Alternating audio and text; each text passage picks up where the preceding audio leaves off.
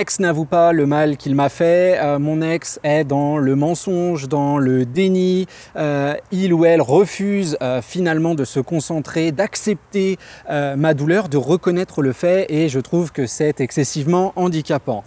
Moi c'est JB de jbmarseille.com, je suis ravi de vous retrouver dans une Laponie quasi tropicale aujourd'hui pour continuer finalement nos réflexions autour de votre reconquête amoureuse. Ce que je viens de citer en petite introduction, c'est quelque chose qu'on me dit excessivement souvent, que je comprends tout à fait parce que c'est une réflexion que j'ai eue moi-même lors de ma rupture amoureuse il y a de cela quelques années, où on va non pas chercher la petite bête, mais on va malgré tout avoir une position de réflexion qu'on croit objective, qui ne l'est évidemment pas, de victimisation, où on va se dire voilà, pour mener une reconquête, ou en tout cas pour qu'il y ait une avancée avec la personne que j'aime toujours, que j'aime encore, eh bien il y a cette nécessité d'un certain aveu. Peut-être qu'on vous a trompé, peut-être qu'on vous a trahi, on vous a menti. Aujourd'hui, la description des faits ne correspond pas du tout à ce que vous avez vécu ou à ce que vous ressentez et on a l'impression qu'on a besoin de mettre les points sur les i pour véritablement pouvoir avancer et pour avoir une communication où on ne va pas se mentir, où on va être honnête l'un avec l'autre. Alors encore une fois, ça c'est quelque chose qui intellectuellement est totalement compréhensible, mais c'est quelque chose qui est souvent dans les faits à remettre en cause. Pourquoi ? Dans la réalité quotidienne, on se dit qu'une valeur primordiale, c'est effectivement l'honnêteté. Je suis en train de me faire dévorer par les moustiques, excusez-moi. Voilà. C'est effectivement l'honnêteté, c'est cette capacité de dire les choses comme nous les ressentons, de dire les choses que nous avons vécues, de les traduire avec des mots pour que les personnes face à nous comprennent cette réalité. Dans la vérité de l'être humain, finalement, c'est beaucoup plus compliqué que cela. Je ne sais pas si vous êtes fan, mais vous avez forcément vu un jour à la télé ou sur une plateforme de streaming où vous avez acheté un film, vous avez vu au cinéma un film policier, n'importe lequel.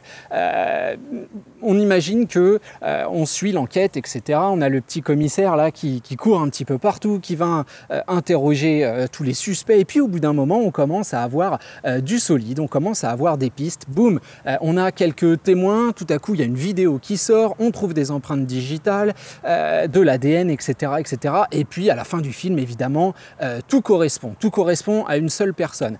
Dans 90% des cas, que va faire cette personne quand elle est, d'ailleurs, on peut parler de film, mais on peut aussi parler de réalité. Moi, je suis un gros fan, alors pas de séries policières, mais j'aime bien les faits divers. Faites entrer l'accusé, ça c'est mon grand truc, j'en ai encore regardé un hier soir avant de me coucher.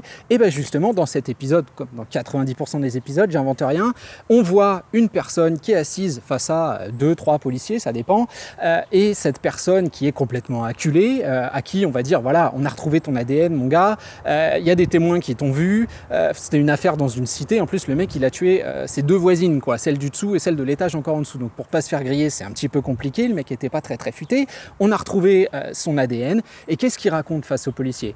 C'est pas lui. Non, évidemment, c'est pas lui. Ah, vous avez une caméra de dehors de chez moi qui me voit sortir. Ah non, j'étais en train de jouer à la console, nous dit-il. Ah, vous avez mon ADN. Ah non, mais c'est parce que cette dame-là, je lui ai fait un bisou dans la rue parce qu'on se connaît, etc., etc.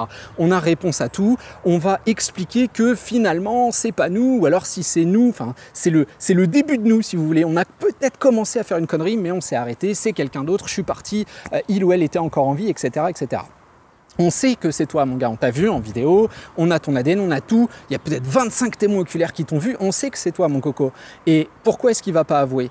Tout simplement parce que le moment où on va passer à l'aveu, le moment où on va dire les choses, d'abord c'est très dur à formuler, regarder quelqu'un dans les yeux et lui dire effectivement je t'ai fait du mal, j'en suis désolé, effectivement j'ai fait ci, j'ai fait ça, quelqu'un qui va réussir à le dire extrêmement froidement, on va le traiter de psychopathe, quelqu'un qui ne va pas le dire, on va le traiter de menteur. C'est quelque chose d'extrêmement difficile et ça c'est quelque chose qu'il faut réaliser à partir du moment où on avoue son erreur, on avoue son mensonge, on avoue sa trahison, eh bien le dernier filet de sécurité, ce petit doute qui potentiellement persistait dans l'opinion publique ou dans la vie de la personne qu'on a face à nous, eh bien ce dernier doute s'efface complètement. Si nous-mêmes nous avons fait cette erreur, eh bien plus personne ne peut croire ni à notre innocence ni à une potentielle rédemption. Et ça, c'est très humain d'avoir du mal à en parler, d'avoir du mal à le dire, d'avoir du mal à l'avouer. D'ailleurs, c'est tellement courant, c'est tellement vrai que si on y réfléchit bien, on en a fait un proverbe. Ne dit-on pas qu'il est quand même beaucoup plus facile de voir la poutre dans l'œil du voisin que la paille dans le sien. Et ça, je pense que c'est une réalité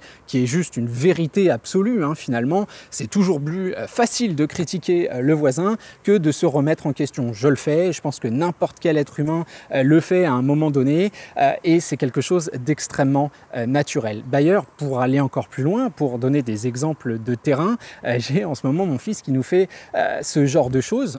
Il a 3 ans et il est dans une période où bon, il dit non à tout et il aime bien remuer, il aime bien faire des bêtises. Bon, certes. Il y a le moment où viennent les explications. On lui dit, écoute, Théodore, il y a ci, il y a ça qui ne va pas, regarde, là t'as fait ci, là tu vas faire mal à ta sœur, machin, etc. Dès que la situation est un espèce de flagrant délit, hein, et qu'on lui dit, bah, est-ce que tu comprends ce que tu as fait, pourquoi il ne faut pas le faire, etc., etc., sa réponse, c'est toujours la même en ce moment. Dès qu'il faut aborder un terrain qui est le terrain de sa culpabilité, sa réponse, c'est toujours, ah non, ça c'est un secret, je ne veux pas en parler. Je ne veux pas t'en parler papa, je ne veux pas t'en parler maman. Et si on presse un petit peu, il va dans sa chambre, il va jouer, il change de sujet, c'est très bien, c'est ça qu'on veut dans la reconquête amoureuse, c'est déplacer le focus. Lui, il le fait de manière très intelligente, probablement inconsciente, j'en sais rien, mais je trouve ça assez rigolo, le parallèle finalement avec notre travail, c'est cette idée que c'est extrêmement difficile de dire oui papa j'ai fait ça, je suis désolé, je ne le referai plus. Alors peut-être que c'est plus simple quand on est jeune, mais quand on est enfant, hein, je parle, mais c'est quelque chose qu'on comprend comme étant extrêmement compliqué quand on a cassé une histoire d'amour, quand on a déçu une famille, quand on est allé peut-être très loin dans la verbalisation, peut-être qu'il y a eu des actions, je ne sais pas quels sont les tenants et les aboutissants de votre histoire, mais on comprend que cette idée d'avouer le mal qu'on vous a fait, finalement, c'est très difficile. Et puis, il y a une deuxième question qui me paraît essentielle, c'est à quoi ça sert ? Comment est-ce que vous imaginez les choses? Rappelons-nous, hein, si vous suivez un petit peu mes contenus, que l'une des idées phares de la reconquête amoureuse, c'est que ce n'est pas intellectuel, ça ne vient pas suite à une discussion, à une communication très franche sur qu'est-ce qui s'est passé, comment avancer. Non, hein, nous on veut que ça émane d'une dynamique, on veut que ça émane d'action, d'une communication qui soit beaucoup plus légère, d'un déplacement du focus, comme je le disais à l'instant. Comment est-ce que vous imaginez que ça se passe? Votre ex va dire ouais, effectivement, je t'ai trompé, mais je suis désolé et le fait de te le dire, ça m'allège la conscience, je t'aime encore, je peux dormir chez toi ce soir. Enfin, on imagine bien que là, il manque un wagon dans votre train, quoi, si vous voulez. La réalité de la reconquête amoureuse, c'est que l'ego, il va prendre des coups, quoi. Il va prendre des coups, il faut faire un choix entre l'ego et la reconquête amoureuse. Et je sais que beaucoup de gens vont me dire, ah non, moi, je veux pas me laisser marcher dessus, etc., etc. Ce que je comprends à 100%, mon point de vue là-dessus, c'est que finalement, c'est beaucoup plus adulte, beaucoup plus mature de nous dire que cette discussion-là est totalement inutile et que si véritablement on veut en reparler à un moment ou à un autre, il y aura sans doute une discussion, mais faites-le peut-être quand votre reconquête a été menée à bien, que tout va pour le mieux, qu'on est véritablement sur le point de prendre des décisions excessivement importantes et redire à l'autre avec un sourire, au fait, faudra éviter de me tromper à l'avenir. Voilà, devant votre bol de céréales, ça passera sans doute mieux qu'à un moment où finalement vous n'en avez plus la légitimité, parce que quand il y a cette séparation, la chose la plus facile à faire pour votre ex, si vous essayez de le ou de la culpabiliser, de lui faire avouer ses torts, c'est tout simplement de tout couper, hein, d'éteindre son téléphone, d'éteindre sa vidéo si on est sur Skype, de partir du bar si on est en train de boire un verre, que sais-je, mais il va y avoir ce moment où on va se refermer et c'est pas contre vous qu'on se referme, c'est contre soi-même. C'est excessivement difficile de regarder sa victime dans le blanc des yeux et de lui avouer les choses qu'on a faites. Alors évidemment, dans le discours que j'émets aujourd'hui, je pars de l'idée qu'on vous a fait quelque chose. Maintenant, cette chose, cette trahison, elle a aussi des explications que vous ne pouvez pas entendre aujourd'hui, hein, par définition. Par exemple, quand on trompe quelqu'un, c'est que dans son couple, il y a quelque chose qui ne fonctionne pas. Alors, je ne suis pas en train de culpabiliser la personne qui s'est fait tromper, bien évidemment, ça n'aurait aucun sens, mais il y a toujours un souci de communication. On est toujours deux dans un couple pour que ça aille bien, on est aussi deux quand ça va mal, et ça, c'est excessivement important. Et justement, c'est cette culpabilité partagée, cette responsabilité partagée qui doit nous amener à nous dire que si votre ex a des choses à avouer, vous en avez aussi sans doute, et que est-ce que finalement ça c'est quelque chose qui va nous faire avancer? Est-ce que ce rendez-vous, vous allez vous voir et vous dire tu sais je t'ai fait du mal, ah moi aussi je t'ai fait du mal, décidément on se fait du mal, est-ce que la conclusion de ce genre de discussion c'est ah bah super, viens on va à l'Aqua Boulevard, ah bah super, viens on va passer du temps ensemble, tiens épouse-moi? Non, il y a un moment où on va avoir cette impression finalement de ne plus être compatible, d'avoir certes vidé son sac, mais que derrière on n'a plus grand chose à se dire. Je veux dire, repartir dans une légèreté après ce genre de discussion, c'est quand même un petit peu compliqué. Nous, on est véritablement dans cette volonté, encore une fois, de déplacer le focus et de nous dire que certes, vous avez des choses à encaisser, à avaler qui ne sont pas faciles. On imagine aussi, même si vous ne voulez pas forcément vous l'avouer, que c'est sans doute le cas pour votre ex aussi, parce qu'il y a plein de comportements, je sais pas, des petites phrases, des petits moments où vous avez manqué d'attention, où vous n'avez pas été comme on aurait aimé que vous soyez, mais c'est très humain, hein, très naturel de toute façon. N'oublions pas que le couple, c'est aussi une arène où s'affrontent deux affirmations personnelles. Peut-être qu'il y a des petites choses que nous, on a mal pris et que vous avez aujourd'hui du mal à avouer ou que vous ne considérez pas comme grave. Et ce genre de grande discussion autour de tout ça, à mon sens, alors j'ai peut-être tort, j'ai pas la science infuse, mais à mon sens, ça me paraît extrêmement compliqué de créer un couple là-dessus. Beaucoup de gens vont dire mais si, on a besoin de casser le problème pour...